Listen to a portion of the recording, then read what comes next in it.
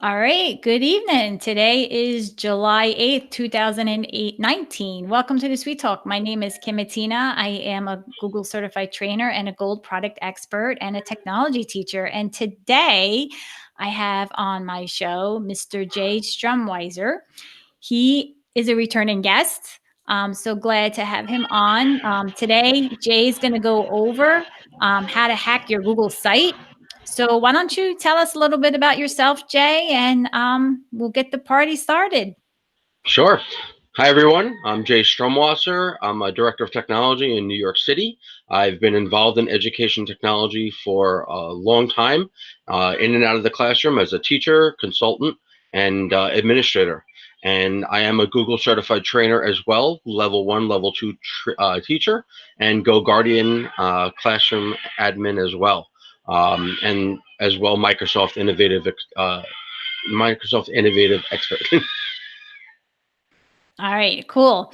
So I know that's why I like to let you introduce yourself and tell us a little bit more because that's a lot of credentials there, and I Yes. don't want to shortchange anybody. So I know it's hard to maintain them and acquire them. So today you're going to talk about Google Sites, and in Google Sites you're going to show us a couple cool tricks that you can share because we always want to try to make our website appealing and welcoming, but you want to make it where people want to stay and read your information. So I'm really curious to see how what you recommend in doing this and how you can lay out your website because like I took my school website and I converted it over into Google Sites. So any little tip or trick that can help me can help other people as well. So I'm really looking forward to learning from you. Glad to help. So All take right. it away, Mr. J. All right. So I'm going to share my screen.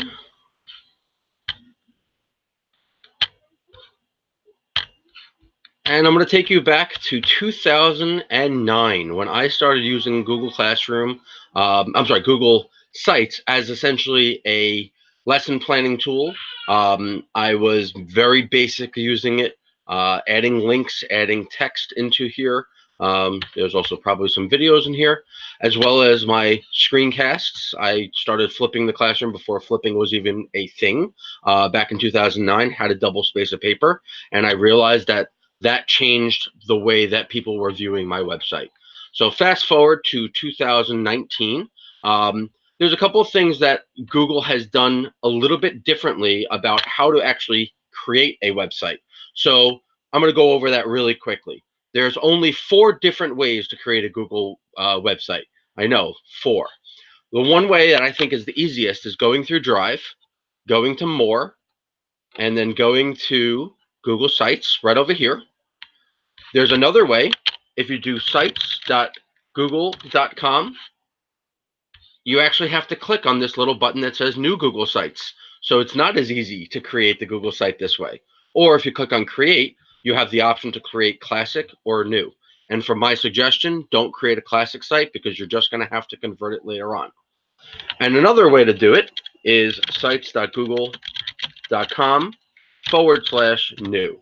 And that is another way. So just to show you that there's plenty of different ways to create a Google site, but it all leads us to our blank website. So what I like about Google Sites is it's a WYSIWYG. What you see is what you get. So if you click to edit this title, you can simply add a title. If you click that title, you only have a few options. You have the ability to make it a heading, a subheading, or small. And this kind of what made me really think about how do I make this a little bit better? How can I bring in better graphics, better fonts, better colors to what this is? So what I always tell people is get rid of the pre-made stuff because we're going to create some new things. And we talked about this on our Wakelet experience a couple of weeks ago, but I use cool text. And again, cool text is something that I learned back in my MySpace days when I was trying to make my profile look better using HTML code. And so I'm going to just show an example of using one. Just going to pull one up. We'll go with Quicksilver right over here. So what's nice is you can add anything you want. So let's call this Ed Check J. The font I can change because maybe I don't like it. It's a little bit hard to read. And I only have, if it lets me choose it, 1,958 fonts. That's all. Whereas Google has 4, and I'll show you what those might be. So let's say I want to use this, a little bit gaming looking, and wait a little bit time, and it should become that logo. Now, what's nice is I could change the font size here, but I can always do that back in my Google site. I could change the text overlay gradient, and again, I have plenty of options. Google only has like 5. So let's say I pick this one. Now, give it a couple of seconds, and now there's my graphic that I want to bring over. Now, you don't even have to download it. You don't even have to do anything other than click and drag and get to the right web page, which is this one, and literally choose anywhere you want to put it. If you could see, the lines that came up there are actually helping me to figure out where I want to actually place this. So if you see, I can actually make it on the left, on the right. I can resize this. Again, these are things you can't do. And if you did want to have it transparent, you could do that through that tool as well. There should be an option in background color, and you could just make this transparent, I believe. You go to all zeros. If you download the logo, I do know that it actually will become a PNG. So let me just click create that. Yeah, I always download it, Jay. I didn't know that you can drag it over. Yeah, I mean, essentially you could drag over any of the options, but when you download it, that's when you could actually have the GIF or the PNG file, however you want it to be. But what I like about it is it's just quick and easy way to grab any text you want and spice up your website in some way. So same thing, just to show you some images. For example, let's say I'm looking up, they say never do this in front of students, taking, in a logo. So let's say I'm looking up a basketball logo, and I just want an image, and I am going to make sure that I'm picking the right kind of image. So I'm going to go to my settings. I'm going to go to my advanced search and make sure that everything I'm doing is allowed to do free to use, share, modify commercially. And now I have my options. So let's say I want to grab this artwork. I can literally click and drag, again, WYSIWYG, and I can pull it right behind my image. I can change the size, I can move it however I'd like it to be, and I can have that on each side of it, whatever it might be. So again, all you have to do is just click and drag, and it makes it much, much, much easier to spice up your website. You could also, again, if you wanted to go through the Google way, change image here. What I like is using select image because it brings up its own options. There's a gallery that's provided by Google, which are great. You can always choose the URL, but I find that even if you get the URL exactly of this image, which I'll show you, it's not going to come out the exact same way. For some reason, it doesn't always work. See? Yeah. So even though I'm taking the exact image URL, it's not the exact image URL. I could also search here, and if you notice, Google has also made sure that all the options are reuse for modification. So if I look up basketball, and I could choose that same image. What I also like to point out when I'm in this area is that I could choose by color. So let's say I'm looking for a green basketball, or a purple basketball, or something that has, obviously it's not going to be a purple basketball, but things that match my website. So let's say I want yellow, and I click yeah, select. Before I do that, I just want to show you that there's actually metadata that's built into the code of the image. So that is not going to get you in trouble in any way. But if you notice, that's now my background, and I could delete this by just clicking the delete button. So I just changed up my website just a little bit by dragging in different items, dragging in different pictures, changing the different options. Now, what I was saying before is Google does have the ability to do a lot of this, but here are the themes that they give you. Simple, Aristotle, diplomat, vision, level, and impression. And what I don't like is the fact that once you click on one, it impacts all of your pages. So you can't make each page individual in any way. And again, choosing colors keeps the color the same no matter what page you're on. And I'll show you an example website in a second. So here's my template website.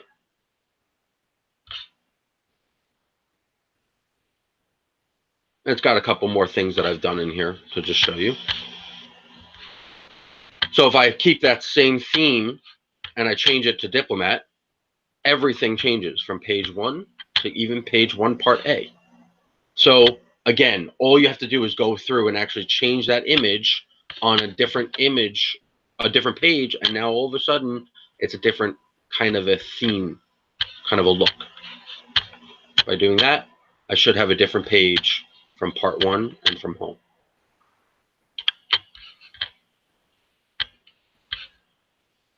So that is one way where you could differentiate a little bit. And oh, am I muted? No.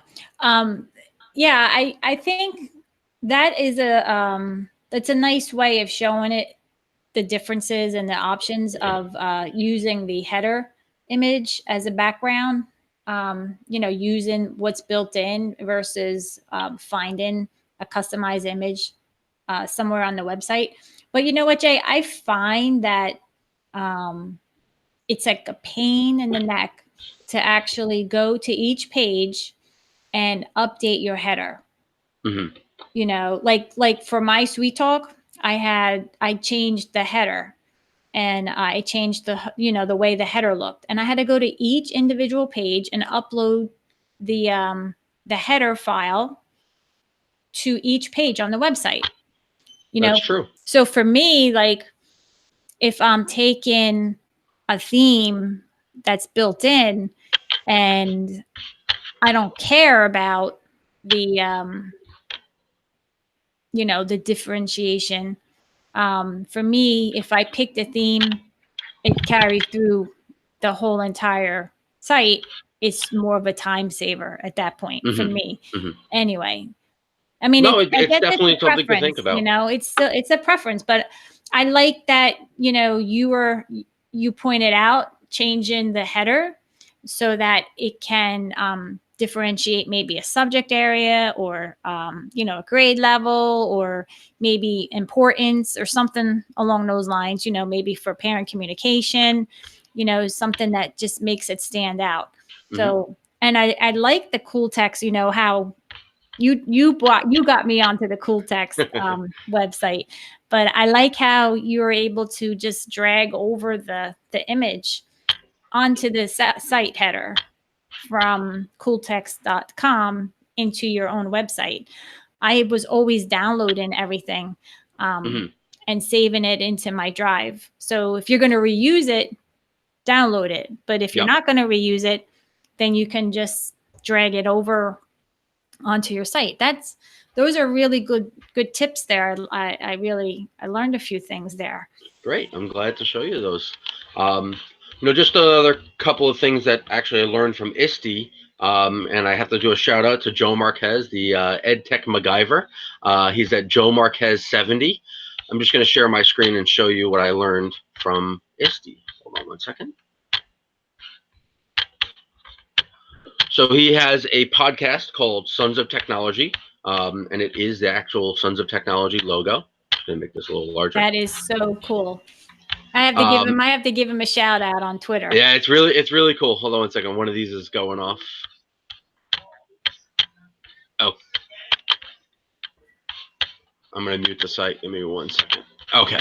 So he actually created this whole website, including this kind of a logo, through his hack, which is the Google Sites font hack. So I'm actually going to pull up this quick little video and show you.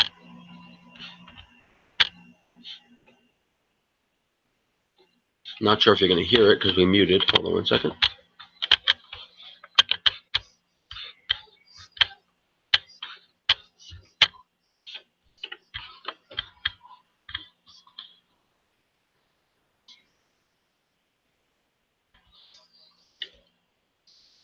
So I'm going to leave that link in there. Just going to skip through because we are getting background noise from the other link that's on there, but I'm going to quickly show you where he gets all this information from. So bit.ly/capital G, capital S, ITE, capital fonts. And he gives you a copy of this document. Now you could actually take any of these things and with embed code add anything you want. So I'm going to show you what I mean. So let's say I grab all of this information. I'm going to go over to my test website and I want to insert embed code. Now what's important to do is embed code is you don't want to use the URL from embed code. You want to go back to classic coding. So if you notice in here, he's got font name, font effect, and it's all capitalized. And what he's trying to tell you to do is actually go over to the font website. Hold on, fonts.google.com. And Google has plenty of fonts that you can choose from. And we're going to do this live, so hopefully this works. Yeah. So let's say I want to use Baracito. That's the name of it. I want to grab the name of this font. And I'm going to go back to my test website. And anytime it's got the word font name, I'm just going to add that in there. So copy and paste. Baracito. Baracito. And then this is where I want to actually add my text. So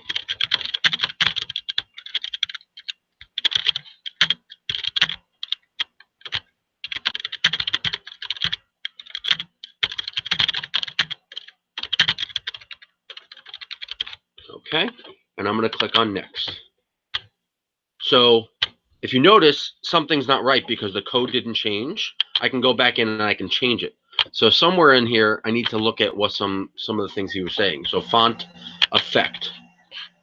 And he's telling us that in the font name, you want to include, that's all the blue, font effect is in green, and you need to change that. So for example, if you want shadow or if you want text, whatever it might be, it's a little bit harder, but these are some ways that you can actually do this with code. So font effect, let's say I want it to be bold.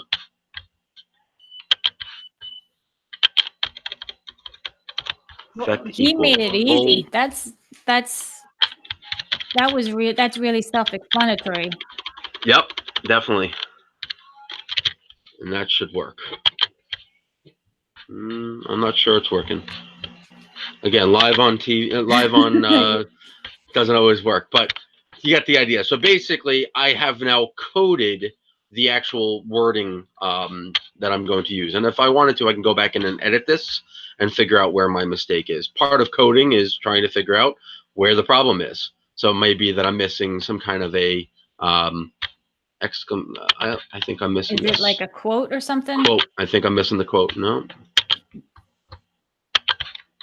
Let's try. And again, this is live. No, it's okay. All right. So either way, I'll just show you some of his examples that he came up with. Let's see.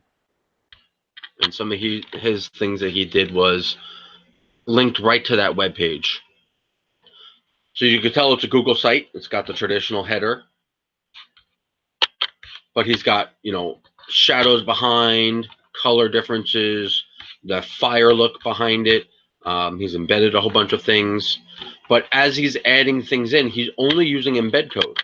And if you could look at it, you can actually see on the inspect or the source that these are all, his code is in here somewhere. So this is what coding really is if you really want to dive deep into it. But basically, that's exactly what he's done. Somewhere in here, he wrote that code so that he can actually make it work.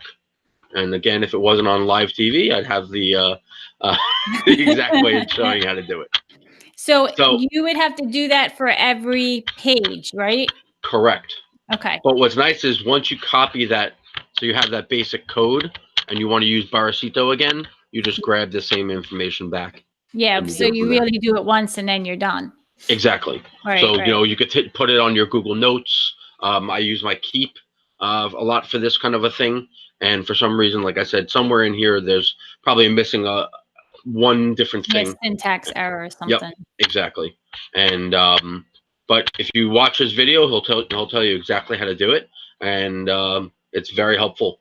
There's a couple other hacks on here, but I'm not going to take all the time. But he's also got a remind widget in here. He's got an animation hack that you can actually use within your Google site, as well as a template hack, and that's a great feature if you want to have students do their own portfolios using a basic template you've already created.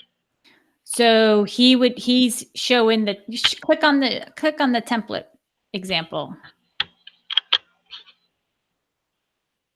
So in the folder,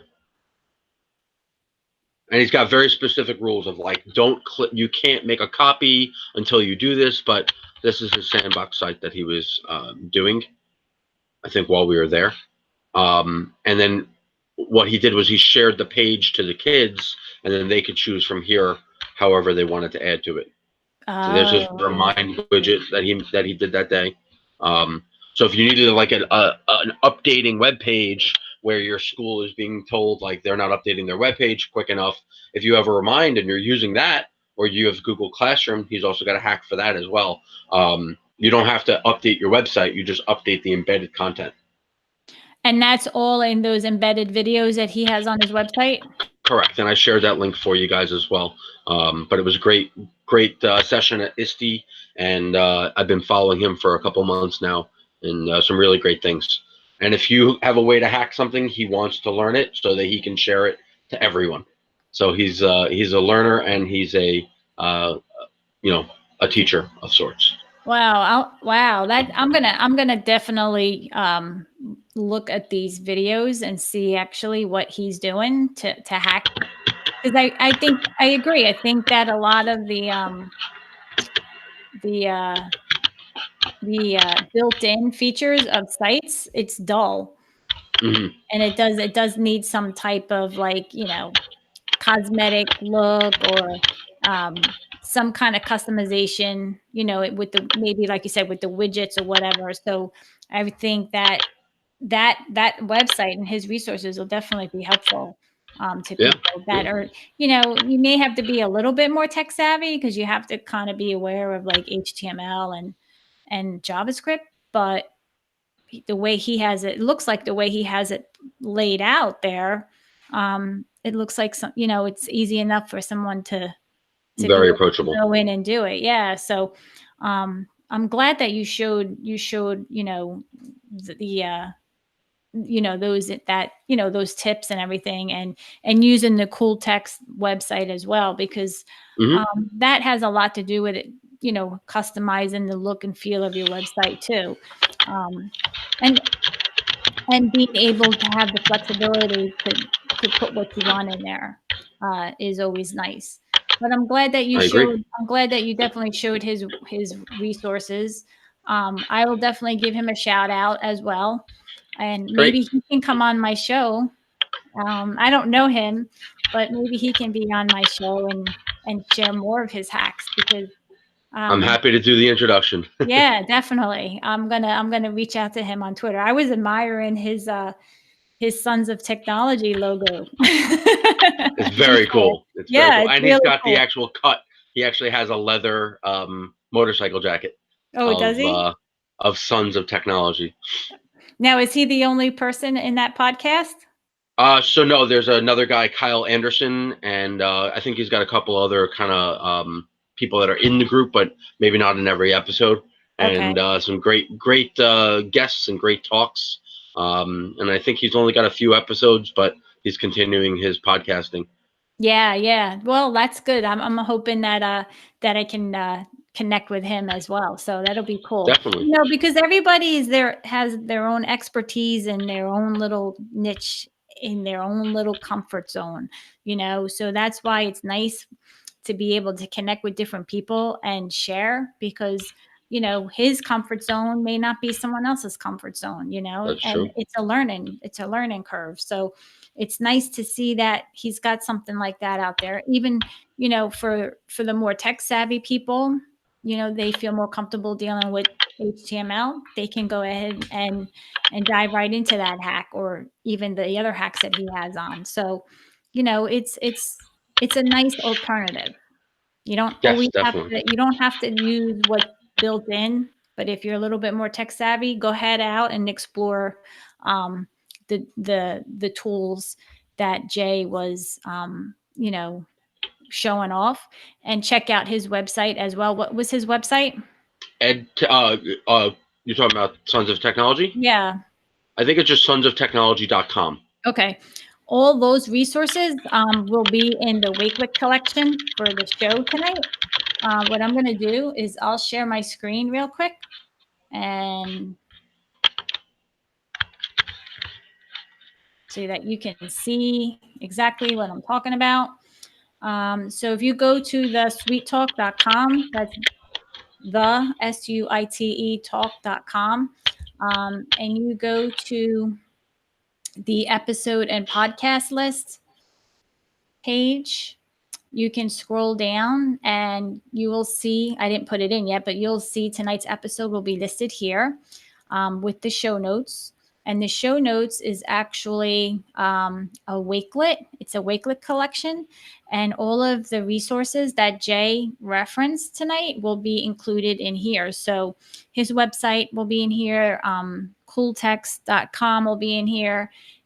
Jay's information and the Google Doc agenda will be in here as well. So you can certainly visit the Wakelet. Also, tonight's episode, I'm trying to switch up my Google site, Jay. I So I'm see your new still, logo is there. yeah, my new logo I designed. So I'm still trying to get used to saying and directing people to my homepage now, and they can see the latest podcast and episode on the homepage. They can see the schedule here. Um, I did put an area here for trending episodes, so they can watch or listen to the trending episodes here. And if you wanted to be a guest on my show, I have an area on my homepage now that you can fill out the Google form, and you can click on the button to see the schedule of upcoming guests and when availability is. You can also join the Facebook community. So I'm going through Facebook, and I can't believe that there's over 1,000 people in my group. So really thankful for that. So if you want to join, you can click there, and you can also please subscribe to my YouTube channel. I'm also available on Podbean, Spotify, Apple Podcasts, Google Play Music, and Google Podcasts as well. So all that information is on my homepage. And I just want to give a shout out to my idea board for Jamboard page. I know Jamboard is a new app, and some people are don't really know what it is. Check out my page here, and you'll learn about Jamboard and how you can use it in the classroom. I go over all of this stuff here, and that's basically it. So let me get back to Jay. There we go, and that's it. Really, is there anything else you want to add about tonight's show, or any other No, I mean details? I didn't get to Anything? everything, so if there's anything in the agenda that you wanted to see, I'm happy to do a quick you know web webcast and share it out to anybody. I use Screencastify, and I can send it out to you guys and show you exactly. So one of the things I didn't get to show you was appointment slots in Google Calendar. It's really helpful. But it's really more for like an administrator to use or a teacher for parent conferences. But it's a great way to utilize what I call app smashing, essentially the Google products with other Google products. Yeah, we can actually do that on another show, because appointment slots is a very handy part of Google Calendar, and it Definitely. allows you to select a date and time of when that person's available, and then you get to see that information on your calendar. So we can actually do that another time if you want, because Sounds I good. think appointment slots has come a long way from when I first started using them, and I think it would be helpful. Great. Looking forward to it. Well, we'll talk about that. But anyway, Sounds good. that concludes our show for tonight.